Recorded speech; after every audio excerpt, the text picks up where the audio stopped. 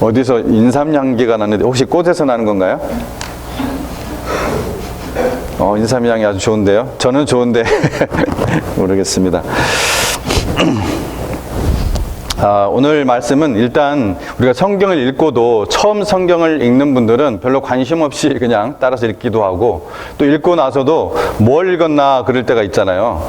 일단 아주 좀 쉽게 생각한다면은 지금 하나님께서 여호수아에게 말씀을 하고 있는 장면이라는 거, 그것을 먼저 말씀을 드립니다. 여호와의 종 모세가 죽었어요. 죽은 다음에 항상 옆에서 보좌관이었던 이 여호수아가 이제 이스라엘 백성들을 이끌고 가나안 땅에 드디어 이제 들어가기 바로 직전입니다.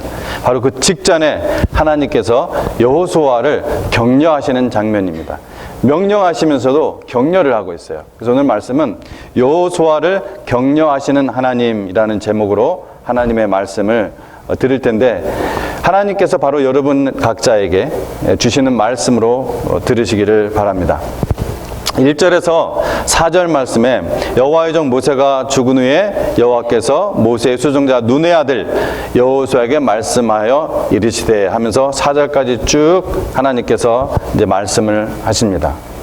하나님의 종 모세는 그 모압 평지 있죠. 그 모압 평지 그 느보산에서, 그 느보산 중에서도 이제 가장 성경에 보면은 모세가 이제 마지막 그 가나안 땅을 바라보고 죽었던 그곳이 이제 여러 산으로 얘기하는데, 그것이 어떤 것은 산맥이고 산 중에 있는 가장 큰 봉우리 이런 거기 때문에 오히려 그렇게 이제 이름들이 좀 다양하게 나오는 것이 아주 정확하게, 얼마나 성경이 정확하게 기록되는지 우리가 알 수가 있어요. 그래서 이 느보산에 올라가지고 지금 요단강 있다면은 요단강 동편 쪽에서 서편을 바라보고 지금 있는 거예요. 그 서편을 바라보면서 즉 여리고 맞은편에 지금 서 있어요. 요단강 동쪽 여리고 맞은편에서 그 느보산 중에서도 가장 높은 꼭대기 비스가산, 그 비스가산 그 꼭대기에 이르러서 요단강 건너편에 가나안 땅, 드디어 그 가나안 땅까지 온 거예요. 그 가나안 땅을 바라본 후에 거기서 죽었습니다. 하나님의 사람 이 모세의 죽음은 이스라엘 백성이 애굽에서 나온 지 몇 년 됐습니까? 40년. 이 40년이 지난 때 가나안 땅을 눈앞에 둔 때에 있었습니다. 모세는 이 아바림 산에 올라서 가나안의 동서남북 사방 모든 지역을 바라보았습니다. 아바림산, 느보산, 비스가산만 나오는데 일단 다 같은 지역을 얘기하는 거예요. 그래서 모세는 함께 가나안 땅에게 그 가나안 땅에 들어가고 싶은 마음이 있었을까요? 없었을까요? 이제 피곤하니까 좀 난 여기서 이제 여기까지 그랬을까요? 아니면은 가고 싶었을까요? 엄청나게 가고 싶었죠. 사실 여호수아 여러분 지금 펴고 있는데 그 한 장만 앞으로 딱 넘기면은 이 모세가 얼마나 가고 싶었는지 하나님 앞에서 얘기를 해요. 근데 4절에서 이렇게 하나님께서 말씀하십니다. 여호와께서 그에게 이르시되, 이제 신명기 마지막 장 4절인데, 여호와께서 그에게 이르시되 이는 내가 아브람과 이삭과 야곱에게 맹세하여 그의 후손에게 주리라 한 땅이라 내가 내 눈으로 보게 하였거니와 너는 그리로 건너가지 못하리라 하심에 이에 여호와의 종 모세가 여호와의 말씀대로 모압 땅에서 죽었다고 성경은 얘기하고 있습니다. 근데 모세가 죽었을 때 병들어 죽은 것도 아니고 또 늙어서 기력이 없어서 죽은 것이 아니라 7절 말씀에 모세가 죽을 때 나이 120세였으나 그의 눈이 흐리지 아니하였고 기력이 쇠하지 아니하였더라. 즉 하나님께서 그냥 숨을 거둬 가신 거예요. 하나님께서 그 모세를 통해서 이루실 사명을 다 하셨기 때문에. 여러분 한번 생각해 보십시오. 광야에서 40년 동안, 그 40년 동안 아주 그냥 말 안 듣고 맨날 불평만 하고 감사할 줄 모르고 자기를 또 돌팔매해서 죽이려고까지 했잖아요. 그 이스라엘 백성을 40년 동안 이끌었습니다. 온갖 고난을 다 겪고 이제 드디어 하나님께서 약속하신 그 젖과 꿀이 흐르는 그 가나안 땅, 아름다운 그 땅이 눈앞에 펼쳐져 있지만 정작 하나님께서는 건너가지 못하게 하시는 거예요. 하나님은 분명히 하십니다. 여기서 뭘 분명히 하시느냐, 여기까지 너의 사명이다. 여기까지 나의 사명이다. 이제 내 곁으로 올라오라. 너의 비전은 이 가나안 땅이 아니다. 뭐라는 겁니까? 너의 비전은 이 가나안 땅이 아니라 다름 아닌 바로 나다. 바로 나다. 하나님이 내가 너의 비전이다. 여러분, 그렇습니다. 우리의 비전은 다름 아닌 하나님이십니다. 내가 이루고 싶은 그 꿈이 비전이 아니고, 심지어 하나님께 받은 그 비전도 사실은 사명의 하나일 뿐이지 비전일 수가 없습니다. 우리의 비전은 다름 아닌 그 비전을 주신, 그 사명을 주신 그 하나님만이 우리의 비전이신 줄 깨달으시기 바랍니다. 모세의 사명은 끝나고 그를 섬기던 이 여호수아의 사명이 시작되려는 그러한 시점이었습니다. 가데스 바네에서 그 열 정탐꾼과 그리고 이 백성의 불신앙 때문에 40년의 그 방황의 시간이 끝나고 이제 약속의 가나안 땅에 들어가 그 땅을 어떻게 돼요? 정복해야 했던 때입니다. 하나님의 종, 능력과 기적의 종 모세를 옆에서 섬기던 이 여호수아에게 새로운 임무와 사명이 주어지는 아주 중차대한 때입니다. 하나님께서는 여호수아에게 모든 백성을 이끌고 그가 주시는 그 땅으로 들어가라고 명령하시고 격려하시는 장면입니다. 5절에서 9절 말씀에 읽었던 그 말씀, 하나님께서 여호수아에게 매우 중요한 교훈을 주셨습니다. 그것은 크게 세 가지 내용으로 우리가 한번 살펴보도록 하겠습니다.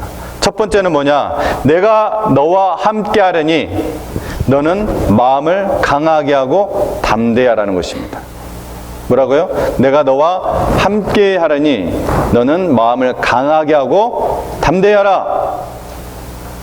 하나님께서는 여호수아에게 3번이나 너는 마음을 강하게 하고 담대하라. 여러분, 오늘 읽었던 말씀 중에서 3번이나 말씀하십니다. 그중 한 번은 뭐라고 했습니까? 너는 마음을 강하게 하고 극히 담대하라. 그렇게 말씀하시는 근거는 무엇입니까? 그 근거는 뭐예요? 그렇게 말한다고 됩니까? 뭐 열심히 해야지 하면 열심히 됩니까? 뭐 근거가 있어야 되잖아요. 왜요? 하나님이 왜 그렇게 명령하고 왜 그렇게 격려하실 수가 있습니까? 앞에 얘기했잖아요. 하나님이 그와 함께 하시기 때문이었습니다. 여러분, 하나님이 우리와 함께 하십니다. 마음을 강하게 하고 담대히 하시기 바랍니다. 여호수아가 이스라엘 백성을 이끌고 가나안 땅을 정복하는데 이 용기와 담력은 아주 꼭 필요한 마음입니다. 그는 가나안 정복을 위해 많은 앞으로의 전쟁을 치러야 할 것입니다. 전쟁을 치를 군인들이 이 필요한 덕은 바로 이러한 용기와 이러한 담력입니다. 군인이 용기와 담력이 없다면 전쟁에서 이미 진 것과 다를 바 없습니다. 마음을 강하게 하고 또 담대하는 군인이라야 전쟁에서 이길 수가 있습니다. 세상에서 우리의 신앙생활은 마치 전쟁과 같습니다. 전쟁. 여러분, 세상에는 어려운 일들이 많습니다. 원수 마귀는 우리가 신앙생활을 잘 하지 못하도록 항상 방해를 합니다. 구원받은 성도들이 하나님 나라에 들어가려면 많은 환난을 겪어야 된다고 예수님께서 말씀하셨습니다. 성도들의 이 성화는 영적 싸움의 과정입니다. 여러분, 성화가 무엇입니까? sanctification이 무엇입니까? 구원받은 성도가 자신의 그 죄성과 또 세상 악의 그 풍조와 또 사탄의 여러 가지 유혹과 끊임없이 싸우며 예수님을 닮아가는 과정이 뭡니까? 성화입니다. 이건 누구도 거듭난 사람이라면, 구원받은 사람이라면 누구도 이 과정을 피해갈 수는 없습니다. 마음을 강하게 하고 담대히 하는 성도가 영적 전쟁에서 승리를 거두는 것입니다. 전도나 봉사일도 마찬가지입니다. 마귀는 특히 사람들을 구원하는 일과 교회를 바르게 세우는 일을 가장 싫어합니다. 전도와 교회 건립의 일은 이 마귀의 1차적인 공격 목표입니다. 우리가 하나님의 기뻐하시는 일들을 성취하려면 우리는 많은 어려움들을 극복해야 됩니다. 여러분, 사람의 몸과 마음은 사실 연약합니다.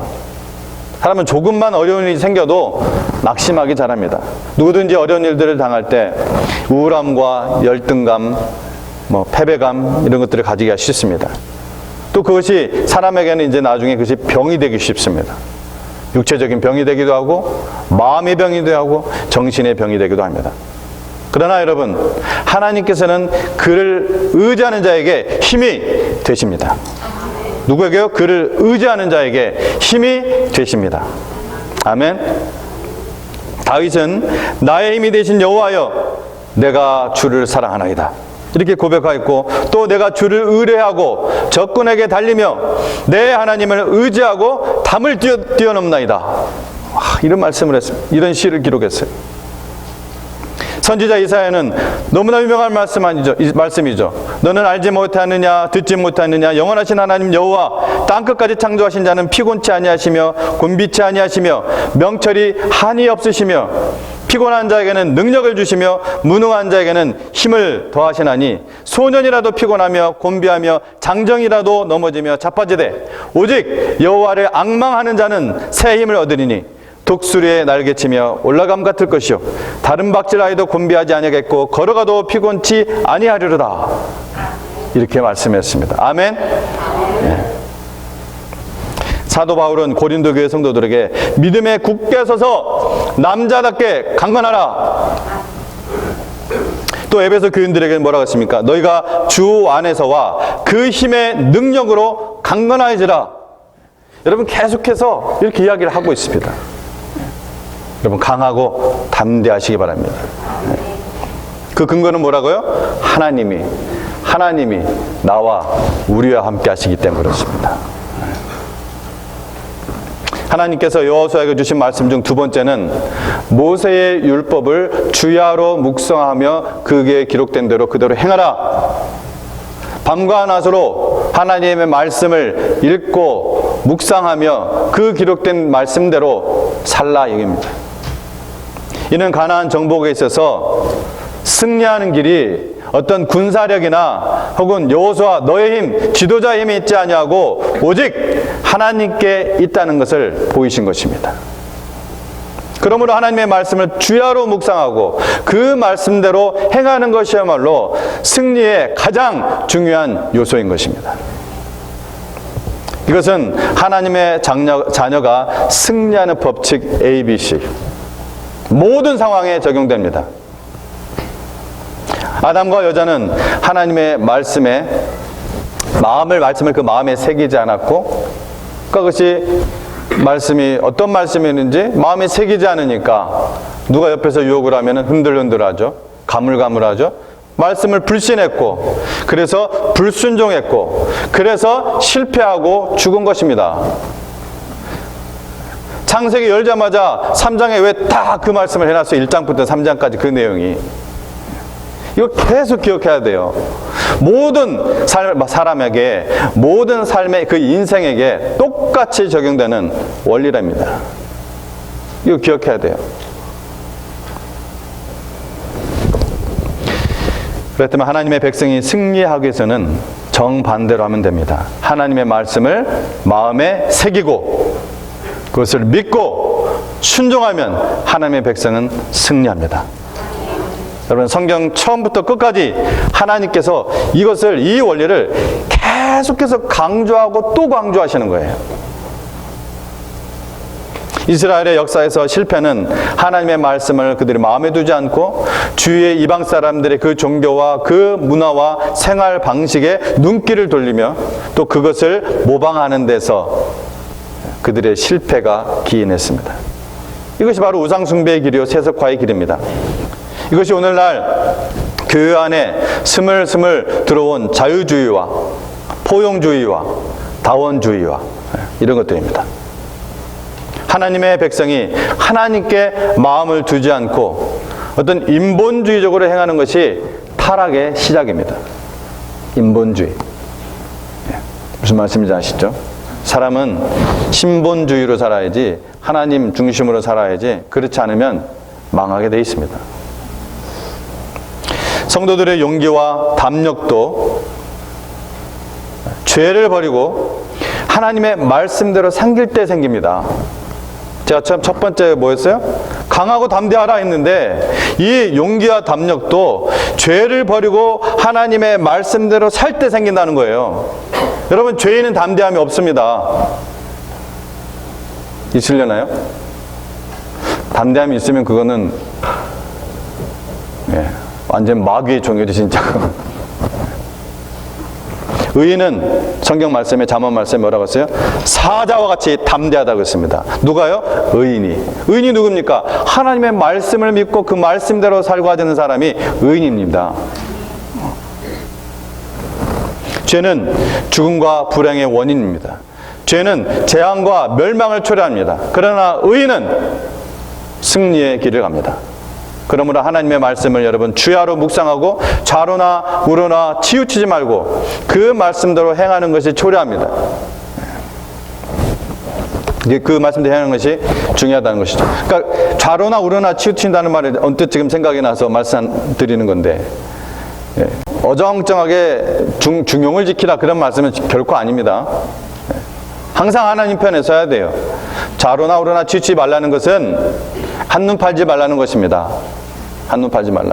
여기 보고 저기 보고 그러지 말라는 거예요. 성도들이 이 영적 전쟁터 같은 세상에서 승리하는 길은 바로 하나님의 도우심을 구하는 것밖에 없습니다. 능력과 승리는 하나님께 있습니다. 세상에 복잡한 일들이 많고 또 신앙생활의 여정에 우리를 넘어뜨리는 사탄의 그 방해와 유혹들이 많지만 우리는 이 모든 일들에서 우리를 사랑하시는 그 이로 말미암아 넉넉히 이기는 줄로 믿습니다. 여러분, 그러므로 주님을 붙잡으십시오. 하나님께서 여호수아에게 주신 말씀의 세 번째 내용이 뭡니까? 그렇게 하면은 하나님께서 그에게 형통을 허락하시겠다는 것입니다. 그렇게 하면은 우리가 경건하고 의롭게 살면은 이 세상에서의 신앙생활과 또 봉사생활에서 승리하고 평안을 누린다는 것이 성경에 게시된 하나님의 진리입니다. 그것은 여러분 뭐 특별한 굉장히 어려운 원리입니까? 아주 단순한 원리입니다. 그러나 그것이 하나님의 뜻이며 그것이 하나님의 약속입니다. 잠언도 말하기를 여호와를 경외하며 악을 떠날지어다. 이것이 내 몸의 양약이요, 양약이라는 치료, 건강 이런 뜻입니다. 양약이 되어 내 골수로 윤택하게 하리라. 내 재물과 내 소산물의 처음 익은 열매로 여호와를 공경하라. 그리하면 내 창고가 가득히 차고 내 집틀에 새 포도즙이 넘치리라고 했습니다. 여러분, 건강도 경제도 그러합니다. 선지자 이사야의 증거대로 악인에게는 평강이 없습니다. 예수님께서도 우리가 하나님의 나라와 그의 의를 구할 때, 즉 하나님께 순종하고 그의 뜻을 행함으로 의롭게 살아갈 때 우리에게 먹을 것과 마실 것과 입을 것, 우리에게 필요한 것들을 다 더하여 주시겠다고 약속하셨습니다. 이스라엘의 새로운 지도자 여호수아는 이 하나님의 말씀을 믿었습니다. 그리고 그 말씀을 꽉 붙잡았습니다. 여호수아는 하나님으로부터 말씀을 들은 즉시 그대로 이스라엘 백성에게 전달하고 모두 함께 행동으로 옮기도록 명령합니다. 바로 이것이 여호수아가 하나님께서 말씀하신 것을 그대로 바로 믿었다는, 바로 붙잡았다는 그 증거입니다. 그것이 10절에서 15절 말씀에 바로 얘기하는 거예요. 이에 여호수아가 그의 백성의 관리들에게 명령하여 이르되, 자기가 하나님으로부터 받은 그 명령의 말씀을 바로 그 백성의 관리들에게 명령하여 이릅니다. 그것이 10절에서 15절 말씀 내용이에요. 그러자 이스라엘 백성은 모두 어떻게 했습니까? 한 마음 한 뜻으로 여호수아가 말한 대로, 즉 하나님께서 말씀한 대로 순종하겠다고 다짐합니다. 우리가 읽지 않은 부분이니까 제가 한번 읽어드리도록 하겠습니다. 16절에서 18절. 그들이 여호수아에게 대답하여 이르되, 당신이 우리에게 명령하신 것은 우리가 다 행할 것이요 당신이 우리를 보내신 곳에는 우리가 가리이다. 우리는 범사에 모세에게 순종한 것 같이 당신에게 순종하려니와 오직 당신의 하나님 여호와께서 모세와 함께 계시던 것 같이 당신과 함께 계시기를 원하나이다. 누구든지 당신의 명령을 거역하며 당신의 말씀을 순종하지 아니하는 자는 죽임을 당하리니 오직 강하고 담대하소서. 하나님께서 강하고 담대하라던 그 이야기를 백성들도 우리가 다 당신이 말한 대로 순종하겠습니다, 강하게 담대하소서, 똑같은 이야기를 합니다. 뭐예요? 전부 다 지금 한마음 한뜻이 되었다는 거예요. 전부 다. 얼마나 지금 그 한번 생상을 해보십시오. 이스라엘 백성들이 요단강 바로 건너기 직전에 아주 사기가 충천되어 있는 모습, 하나님으로 말미암아 한마음 한뜻 되어 있는 그 모습. 여러분이 여호수아의 입장이 한번 돼보시기 바랍니다. 누구의 입장이에요? 이번엔 모세의 입장이 아니라 여호수아의 입장이 한번 돼보십시오. 하나님은 여호수아에게 말씀하셨습니다. 요단강을 건너가라. 승리할 수 있는 그 무엇을 별도로 주시지 않은 채 요단강을 건너가라. 여러분, 옛날 모세도 백성들이 나를 믿지 않으니 무언가 달라고 하나님께 요구를 했었어요. 처음 사명을 받고 이집트로 들어갈 때. 그때 하나님은 특별히 어떤 신기한 것을 모세에게 주시지 않고 뭘 주셨습니까? 모세가 늘 가지고 있던 지팡이를, 그냥 그 지팡이 들고 오라고 말씀하세요. 그런데 그 마른 막대기였지만 하나님이 동행하실 때 그것이 뱀이 되었고 또 그것이 생수가 터지며 또 홍해가 갈라지게 했던 것입니다. 하나님이 함께 하심으로 말미암아. 그러나 여호수아에게는 지금 그 막대기조차도 없어요. 그 막대기조차도 없어요. 그저 가라. 이런 답답한 일이 어디 있습니까? 경제적으로, 군사적으로, 정치적으로 그 어떤 것도 가진 것이 없고 하나님이 주신 것도 눈에 보이는, 손에 만질 수 있는 어떤 거 없습니다. 단지 가라고 말씀하십니다.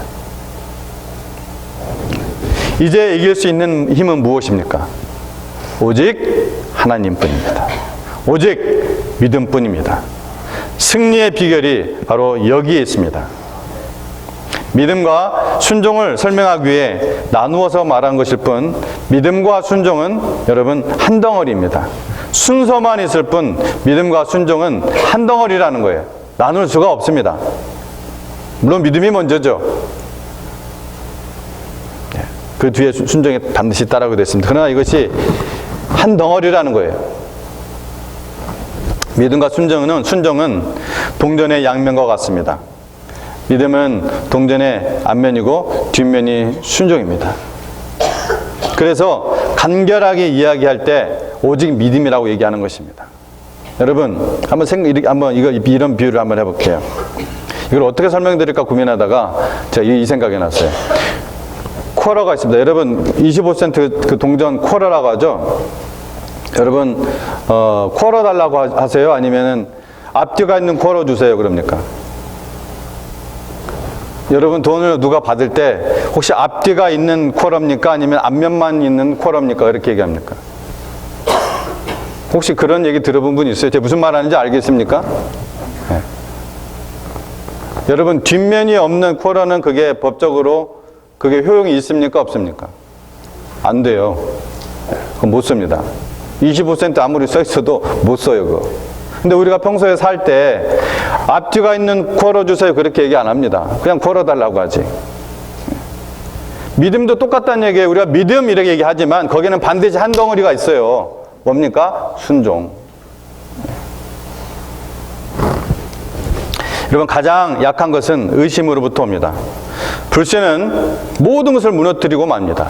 힘의 원천이 군사나 경제나 지식이 아니란 말입니다. 오직 믿음입니다. 하나님 오늘 본문에서 여호수아에게 명령하시고 또 약속하십니다. 명령하시면서도 약속을 주신다는 거예요. 약속 속에 명령이 있어요.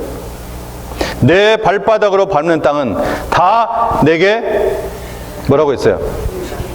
주리라 그랬어요? 다시. 내 발바닥으로 밟는 땅은 3절이에요, 3절. 너희에게 주리라 했습니까? 주었노니. 그럼 우리 보통 주리라 해야 조금 맞잖아요. 그죠? 아직 안 주신 것 같잖아요. 그죠? 근데 주었다라는 완료형으로 얘기합니다. 주었노니. 완료형으로. 이미 주었을 때 하는 얘기잖아요, 이게. 이런 표현이 성경 속에 곳곳에 있는데요.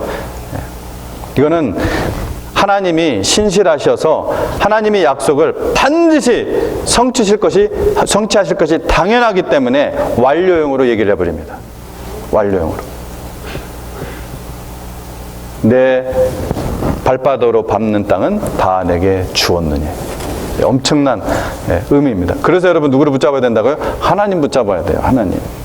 여러분의 실력, 여러분의 재력, 여러분의 인맥, 그걸로서는 안 됩니다. 안 돼요.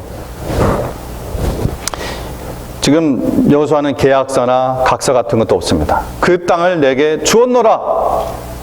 하나님의 확실한 약속만 있습니다. 이 약속에 가라고 하십니다. 이제 갈 수 있는 길은 무엇이라고요? 오직 약속에 대한 믿음뿐입니다. 근데 제가 믿음 얘기했을 때 항상 뭐가 한 덩이라고요? 순종이에요. 여러분, 나 자신을 돌아보면 안 됩니다. 나는 나약하고 죄로 가득 찬 무능력한 존재입니다. 실수 많은 존재입니다. 지난날의 실패들을 아무리 들춰봐도 여러분 소용이 없잖아요. 아무리 분석해도 조그만한 가능성도 안 보입니다. 또한 세상을 보아도 난감합니다. 세상 어느 구석에도 소망이 없습니다. 오직 믿음으로 여러분 먼 미래를 바라보아야 됩니다. 뭘로요? 오직 믿음으로 먼 미래를 바라보아야 합니다. 믿음으로 더 깊은 곳을 보아야 합니다. 하나님의 약속을 믿는 믿음, 저 가나안 땅을 바라보는 그런 영적인 안목을 가져야 됩니다. 그래서 여러분, 믿음은 능력입니다. 믿음은 능력입니다. 하나님은 하나님의 사명을 위해 사는 자를 반드시 복 주십니다. 어떤 지독한 무신론자 이발사가 목사님과 같이 길을 가게 되었다고 합니다. 어디서 제가 읽은 건데 너무나 참 정확한 비유라서. 그는 만약 하나님이 계시다면 살인, 사기, 부정, 부패 뭐 이런 것들이 너무나 만연하기 때문에 우리는 그냥 그것이 마치 이제는 당연한 것처럼, 그냥 그런 것이 없는 세상이 오히려 이상한 세상인 것처럼 그런 모순 속에서 우리는 살아가고 있죠. 근데 하나님께서 정말 살아계시다면 어떻게 이런 모순을 그냥 세상에 두느냐고 하나님의 없음을 강조했습니다. 근데 마침 그때 맞은편에서 아주 보기 흉한 장발족의 한 청년이 오고 있었습니다. 듣고만 있던 목사님이, 여보시오, 자네 이발사가 아닌가? 저 보기 흉한 장발족들을 왜 그냥 보기만 하는가? 이발 좀 해주시오. 저건 모두 당신 책임이요. 이렇게 말했습니다. 그러니까 이발사가 뭐라고 했어요? 요 정도에서 느낌이 와야 되는데, 이것 보세요, 목사님. 저들이 나한테 와야 내가 깎아줄 것 아닙니까? 이 말을 들은 목사님은 하나님도 같은 마음이십니다. 당신 같은 사람이 하나님 앞에 나와야지 안 나오니 방법이 없지 않소? 자, 누구 책임이에요? 하나님 책임입니까? 아닙니다. 너 책임이라고 안 해서 감사합니다. 목사 책임이야. 그래 안 해서 다행입니다. 정말 답답한 일이죠. 오직 믿음으로 보고 믿음으로 행하는 길에만 힘이 있고 여러분 능력이 있는 것입니다. 자, 마지막으로 하나님께서 또한 구체적으로 말씀하시기를 율법책을 어디에서 떠나지 말게 하며, 율법책을 8절 말씀에 어디에서 떠나지 말게 하며 내 입에서 떠나지 말게 한다고 했습니다. 한번 여러분 입을 이렇게 한번 대보세요. 입에다, 손을 입에다 대보시라고요. 입 없어요? 아니면 손이 없어요? 아니, 이렇게 하니까 유치해 보이세요? 유치한 걸 하나님께서 지금 시키고 있는 거예요. 자, 자기 입에다가 손을 대보세요. 여기, 자, 이제 내리세요. 왜 이렇게 하냐면은, 입하면 자꾸 추상적으로만 생각하는데, 하나님께서 구체적으로 얘기해 주신 거예요. 내 입에서 뭐가 떠나지 말라고요? 이 율법책을 떠나지 말게 하라고 했어요. 그만큼 이 입이 될 수도 있고 주둥아리도 될 수 있기 때문에 그래요. 입. 그만큼 중요합니다. 입이. 성경에 이런 표현이 시편에도 굉장히 많이 나옵니다. 내 입술, 내 혀. 얼마나 구체적으로 얘기하는지 몰라요, 성경에서.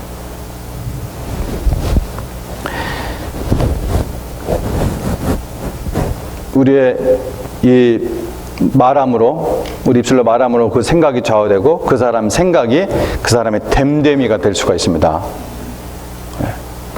농담이라고 하면서 여러분 말 함부로 하지 마십시오. 내 성격이라고 하면서 그냥 막 나오는 대로 하지 마십시오. 입에서 하나님의 말씀이 떠나지 말게 하라고 하십니다. 그 말은 뭡니까? 하나님의 말씀이 내 입에 수문장이 되도록 하라는 얘기입니다. 아멘? 비꼬고 가십하고 절망하고 한숨 쉬던 그 입으로 이제 하나님의 말씀을 말하고 읽고 외우고 하나님의 영광을 찬양하라는 것입니다. 그것이 승리의 길입니다. 그것이 중요한 실천 원리 하나. 하나님께 헌신하는 마음이 생기면 입술로 선포하십시오. 다시요. 자, 실천 원리, 실천 신학의 원리 하나 얘기합니다. 여러분, 하나님께 헌신하는 마음이 생기면 입술로 선포하십시오. 다른 사람들로부터 허풍쟁이라는 소리 듣기 싫다고, 그러니까 얘기해놓고 나중에 못하면 허풍쟁이가 되잖아요. 그 소리 듣기 싫다고 여러분 감사의 고백, 또 헌신의 고백 하지 않는 사람들은 좀 대담해지시기 바랍니다. 강하고 담대하십시오. 결단하십시오. 계속 그런 쪼그라든 마음, 그런 마음으로 살아가면 여러분 하나님의 능력, 하나님의 복은 그 그릇에 담을 수가 없습니다. 성경이 말합니다. 입으로 고백하고 입으로 선포하라고. 굉장히 구체적으로 얘기합니다. 이스라엘 백성들은 이 여호수아의 명령에 순종할 것을 그들의 입으로 다짐하였습니다.